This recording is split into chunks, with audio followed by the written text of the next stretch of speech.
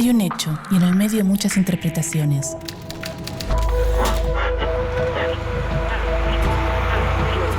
En la calle, en el auto, en la casa, el bar, el trabajo. Hay distintos puntos de vista en el medio de tanta información. Ahí estamos nosotros, en el medio del ruido. En el medio hay un hecho y distintas miradas. En el medio hay un hecho y muchas verdades. En el medio hay mensajes y miradas. Y nosotros estamos ahí. ¿Qué ves? ¿Realidades?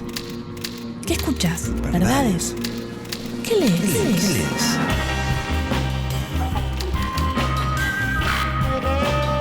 En el medio de las noticias, en el medio de la vida, en el medio de la verdad, en el medio estamos nosotros, aturdidos, confundidos.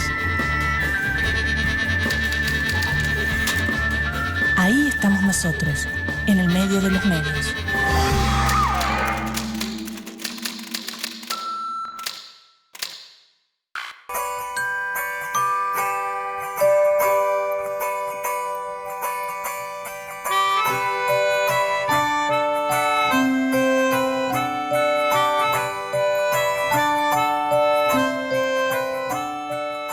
En Argentina, como en otras partes del mundo, las radios comunitarias nacieron como un canal de información alternativo, con mayor diversidad de voces y cercanía con el barrio.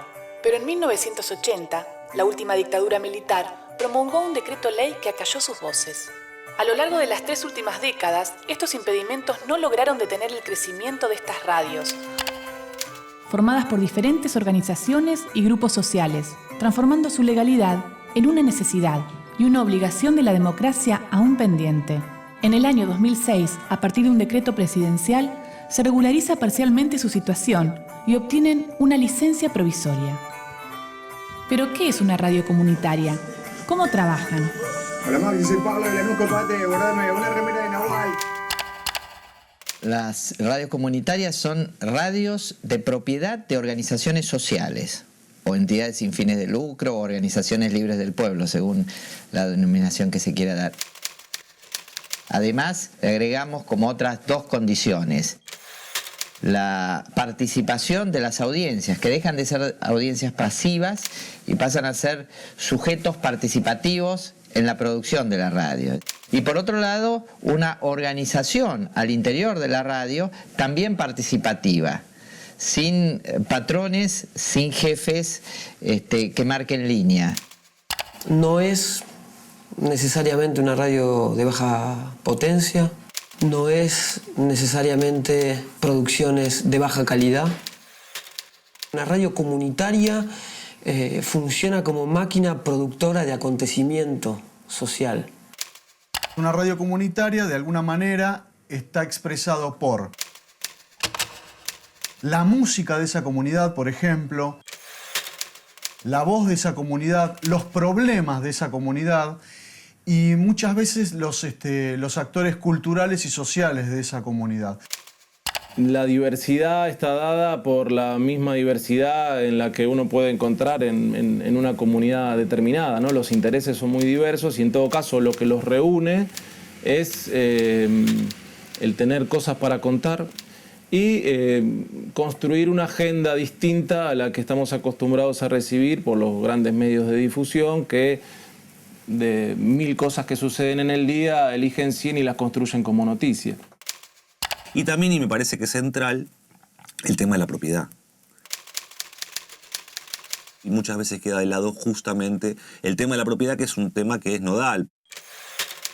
Obviamente, si la propiedad es social de ese medio o de un grupo que no responden a los intereses ni del Estado ni de los fines de lucro de las empresas privadas, ya de por sí lo pone en otra situación, digamos, donde no hay un interés de lucro por parte de la comunicación y donde en general lo que hay sí es una necesidad de desarrollarse y de construir un interlocutor que no ocupe el lugar de cliente o de consumidor.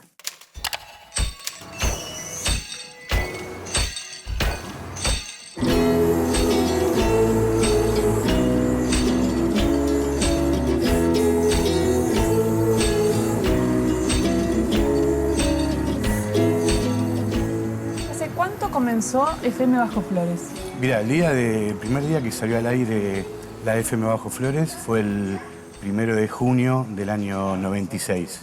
¿Y por qué se eligió un lugar como La Villa para poner una radio? Sí, mira, en realidad no es que se eligió, sino que la FM Bajo Flores, como la mayoría de las radios comunitarias de Latinoamérica, tienen raíces en el barrio. No es que un grupo de afuera viene y hace la radio en la villa, sino que fueron los propios vecinos que construyeron este medio de comunicación.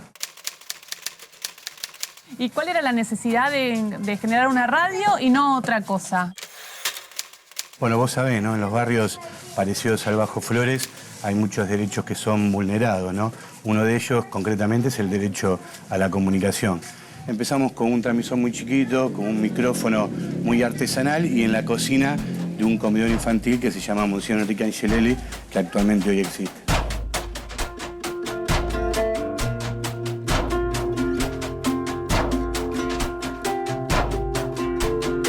¿Cuál es la función de FM Bajo Flores? Mira, la función principal es un poco acompañar el proceso que tiene este barrio en mejorar y en generar mejores condiciones de vida, ¿no? Y además el Bajo Flores es un barrio muy atípico porque en unas 20 cuadras convivimos diferentes colectividades, ¿no? Está la colectividad boliviana, la colectividad paraguaya, la colectividad peronista y estamos los argentinos. Esto genera una gran diversidad cultural y toda esa diversidad cultural nosotros intentamos que esté presente cotidianamente en los micrófonos de la FM Bajo Flores. Me parece que esos son los principios fundamentales de la radio. Bueno, vamos a la radio a Dale, conversar. te invitamos.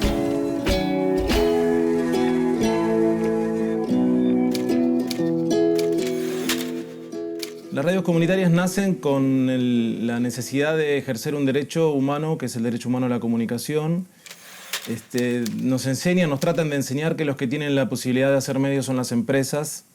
Las comunidades también tienen ese derecho. Y las radios, de alguna manera, lo que expresan es la voluntad de una comunidad, que puede ser un barrio, que puede ser una minoría. En 1983, cuando vuelve la democracia, por lo menos la capital federal y Gran Buenos Aires, teníamos no más de 5 radios FM, no más de 10 radios AM.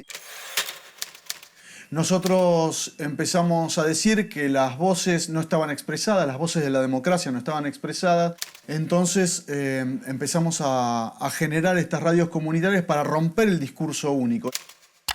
Es en definitiva la necesidad de comunicarse que se hace realidad en la creación de un medio y en ponerse al frente de ese medio y en generar las condiciones para que diversas personas que no suelen acceder a los medios de comunicación puedan tener un espacio que puede ser desde un programa hasta la totalidad de una emisora.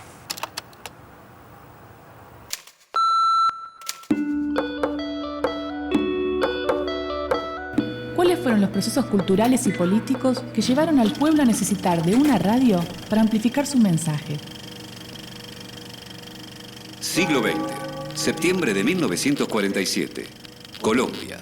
José Joaquín Salcedo, sacerdote, inicia en Radio Sutatensa, experiencia educativa cuyo objetivo es alfabetizar a la comunidad campesina. Los programas se transmiten todos los días antes de que los campesinos salieran al campo. Se repetían al mediodía para las mujeres y volvían a emitirse por tercera vez para quienes no habían podido escucharlos en la mañana. 1950. Bolivia. En los campamentos mineros, los trabajadores instalan y financian radios con el objetivo de informar a la comunidad. En 1970, el número de radios se multiplica, pero los sucesivos golpes militares las desmantelan al verlas como una amenaza. Algunas llegan a sobrevivir en forma clandestina y crean una red de información.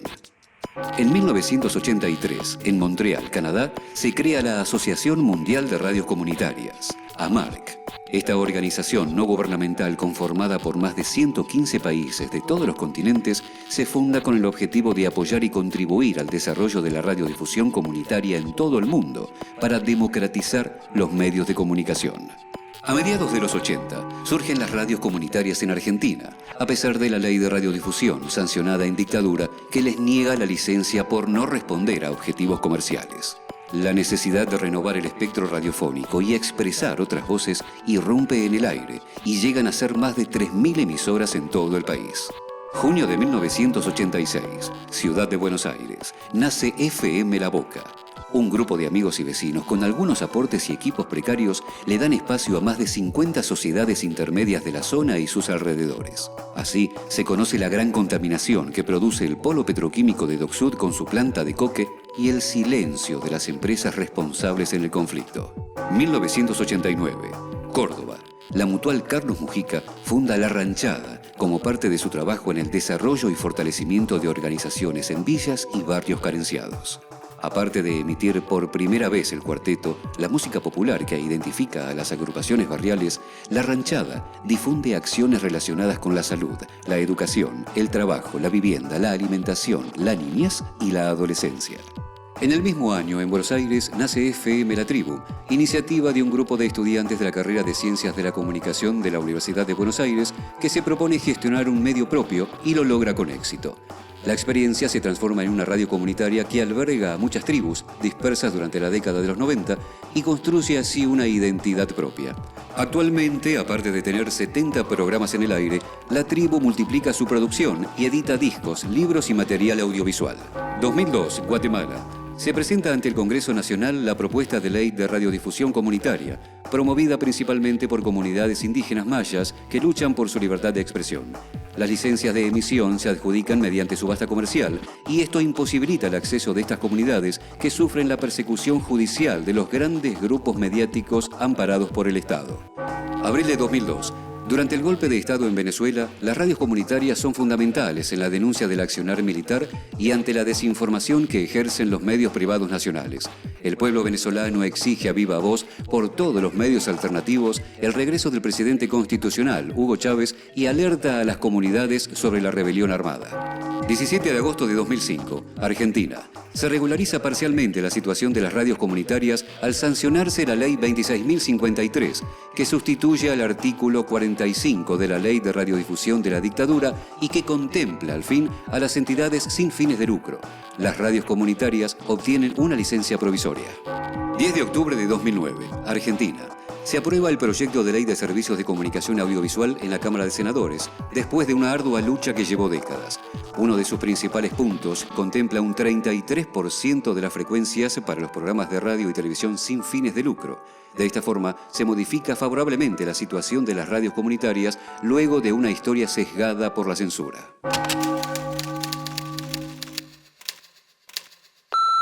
Vamos a ir con un temita. Callejeros, una noche fría en el barrio.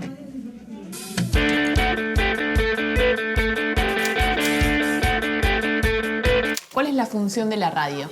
Nosotros una vez decíamos que nos definía bastante el tema de ser espejos y ventanas. Espejos, que sea un lugar en donde los sectores populares, el barrio, se puedan ver reflejados en la programación de la radio, en las voces, en los contenidos, en las noticias. Pero al mismo tiempo que ese espejo sea una ventana, que cualquiera que no conoce todos estos barrios o que no conoce la comunidad que es propietaria del medio, pueda asomarse a esa ventana y ver de qué se trata. O sea, no solo comunican, sino que también forman y colaboran con el barrio. Nosotros siempre decimos que el proyecto de la radio es un proyecto político-comunicacional. ¿Qué significa eso? Es esto. No solamente es una radio que sirve para pasar música, noticias y nada más, sino que interactúa todo el tiempo con el barrio. Todos se hacen cargo de lo que es el medio, de venir a hacer un programa acá en la radio y que esté esa comunión, ¿no?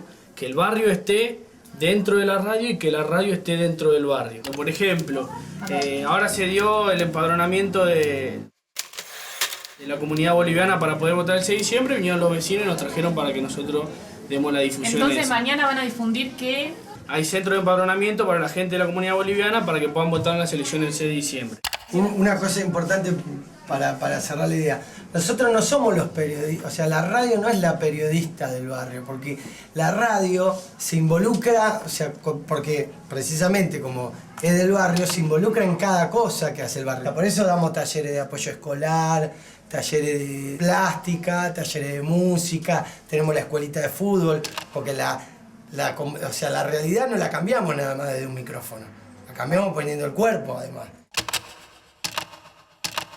Me parece que cierto dominio de la ideología neoliberal, por así llamarlo, que en los 90 arrasó con los últimos vestigios de la existencia de lo público en este país, pareciera en esta etapa histórica reconstituirse a partir del sentido de la defensa de la existencia de organizaciones civiles sin fines de lucro, de organizaciones libres del pueblo, como a muchos de nosotros nos gusta llamarlas.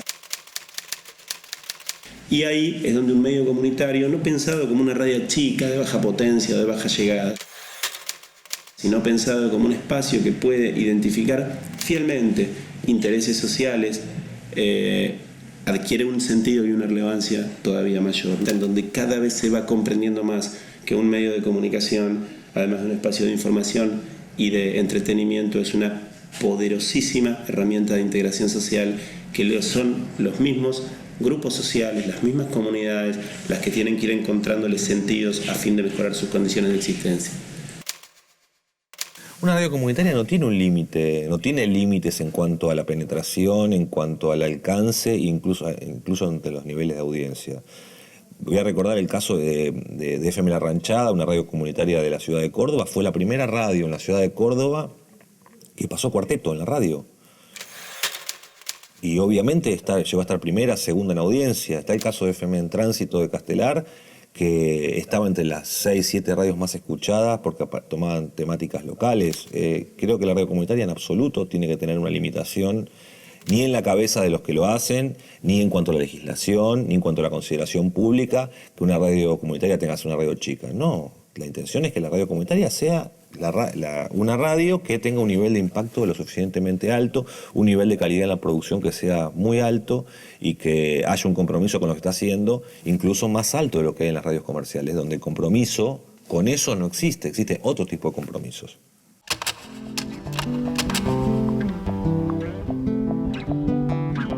El origen de la radio La Colifata se remonta al año 1991. A partir de los trabajos artísticos que empieza a realizar un grupo de voluntarios llamado Cooperanza, con los internos del Hospital Psiquiátrico Borda. Alfredo Olivera, uno de los voluntarios, recibe la propuesta de contar la experiencia en la FM comunitaria SOS de San Andrés. La llama La Columna del Borda y aprovecha ese espacio para dar voz a los pacientes. A partir de esa idea, Alfredo registra en el hospital debates, chistes, preguntas y planteos de los pacientes. Ese material se edita y se retransmite. Por primera vez se establece un puente entre sectores que no entraban en contacto hasta el momento.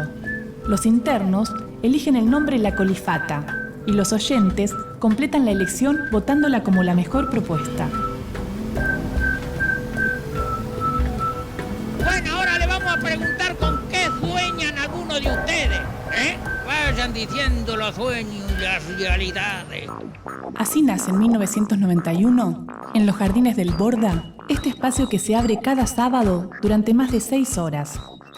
Un promedio de 50 pacientes se congrega alrededor de un grabador que registra las charlas y una antena emite en directo lo que allí ocurre por el 100.1 de frecuencia modulada.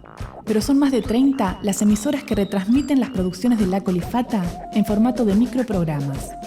El equipamiento técnico con el que cuentan se adquirió mediante donaciones individuales y 2 subsidios oficiales.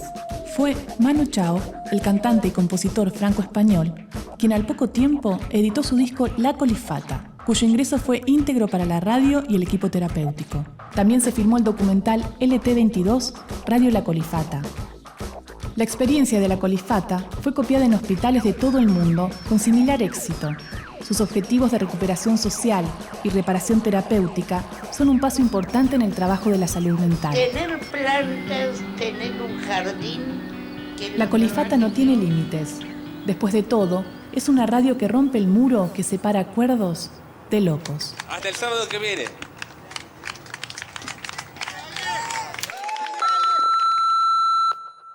Este chaboncito subió sin un peso. ¿Cómo se llama? Chaboncito se puede decir sí. Menem, ¿no? Bueno, Menem. Asumió en la presidencia, que mi profesora de la escuela siempre me dice, mirá con qué traje subió y después fíjate todas las cuentas que tiene en el banco. Chicos, ¿hace cuánto empezaron en la radio? Yo 5 años más o menos, 5 o 6 años. Yo va a ser un año dentro de poco. ¿Y sos operador? Operador técnico, sí, de la radio. Soy el encargado de pasar la música y de operar distintos programas. Y a través del micrófono, ¿vos pensás que cambiás realidades, transformás dando otra información? Y sí, porque pasamos cosas que son importantes para nuestros barrios. El tema de la limpieza del basurero, de la luz, de los colegios, son cosas que a nosotros sí nos importan. Porque somos jóvenes y queremos que cuando tengamos hijos o nuestros nietos o lo que sean estén mejor que nosotros. No cada vez peor. Nosotros tenemos el poder de decir verdaderamente cuál es la realidad de nuestro barrio. Con todo esto de que si entras acá te roban, ¿no? Eso como que tienen un concepto muy marginal de lo que somos nosotros. ¿Por qué te gusta estar en la radio FM Bajo Flores? A mí me gusta estar para no estar en la calle. Y sí, la verdad. Y aparte, yo de acá vengo hace como 5 o 6 años que estoy acá. Y está bueno venir acá. La verdad, sí.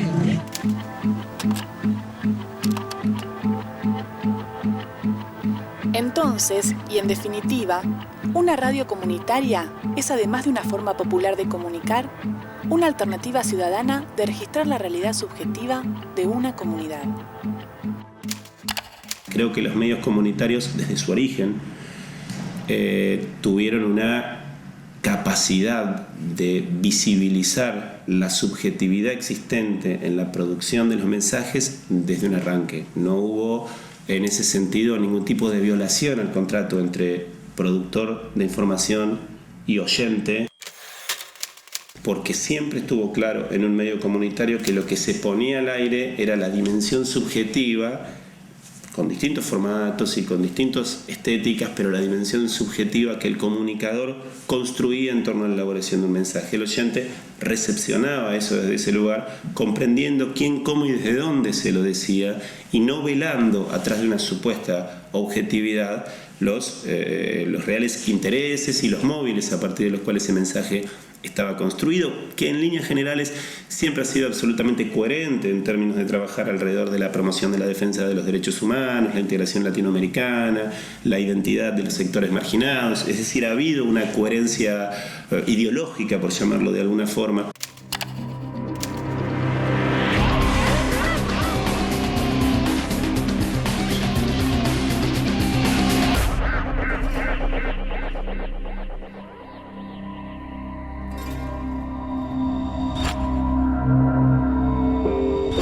El ejercicio de desarmar una noticia y analizar sus partes nos permite preguntarnos y entender su construcción.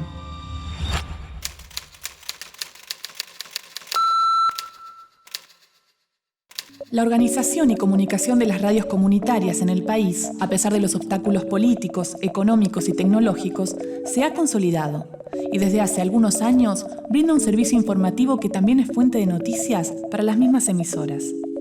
El Foro Argentino de Radios Comunitarias, más conocido como FARCO, es una organización que agrupa distintas emisoras comunitarias. Escuchemos el informativo que emitieron el 5 de octubre y veamos qué noticias privilegiaron a la hora de informar.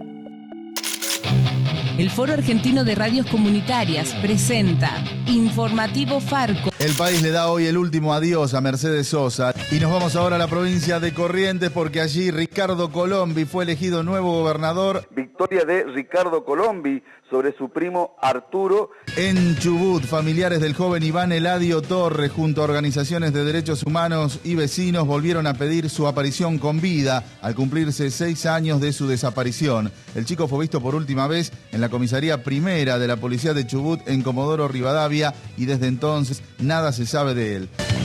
Nos vamos ahora a Neuquén porque allí crece el hostigamiento del poder político y económico contra las organizaciones sociales y también contra el pueblo mapuche.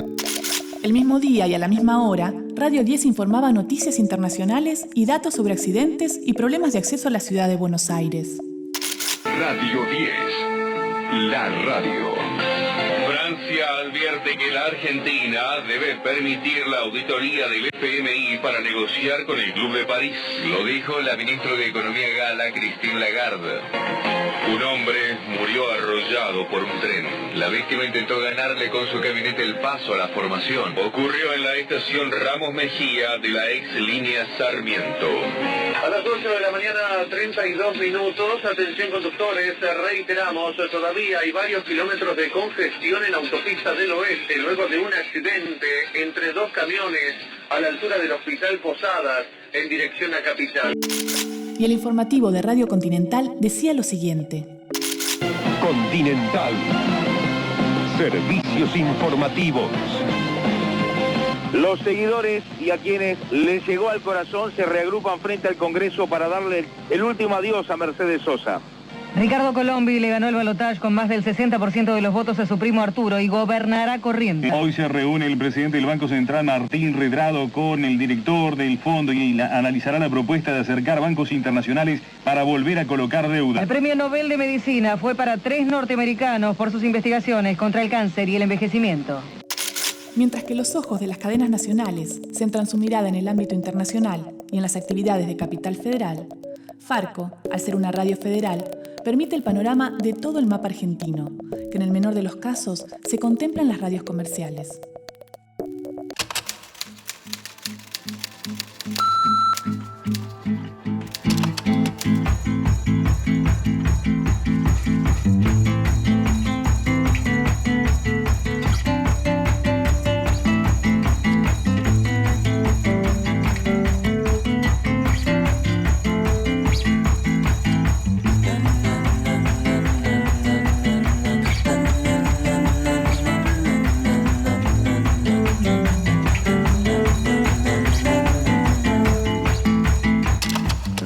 Comunitarias tienen legitimidad, tienen independencia de cualquier poder y vamos por más, porque la nueva ley nos abre un espacio que habrá que ocupar con calidad. Y esto es un desafío para las actuales radios comunitarias y para las que vengan, que seguramente serán muchas. Una radio comunitaria que se precie de tal debería lograr mecanismos e incentivar la posibilidad de que la gente no solamente escuche, sino que también participe. Eso también es libertad de expresión. Y eso está mucho más garantizado en un medio gestionado de manera social, con democracia, con participación, que en un medio que para entrar y llegar hasta el micrófono, la única posibilidad que tenés es con un mensaje telefónico de 30 segundos o con un trámite burocrático que en muchos casos es imposible de completar. Si vos tenés 4 o 5 emisores que te dicen cuáles son tus problemas, que incluso te dicen cómo tenés que ser y además cómo tenés que resolverlos, hace que quizás se opere sobre una cierta uniformidad en cuanto a resolver las cuestiones. Entonces, si una persona tiene que, para ser exitosa, cumplir con 4 o 5 parámetros determinados que están planteados por los anunciantes de los grandes medios, bueno, es una manera, pero no es la única. La sociedad, yo creo que una de las cosas que tiene que hacer es dejar de esperar y producir acontecimiento. Y los medios es un modo más, una herramienta más entre muchos otros espacios posibles. Por lo tanto, que la sociedad no espere nada, sino que se torne en todo caso un tanto impaciente, como los pacientes del Borda, que se impacientaron y salieron a ofrecer lo más digno de su ser, que es su palabra. Y en su palabra su historia, su búsqueda, la posibilidad de un presente que los convoca a estar vivos, porque hay otro que conecta.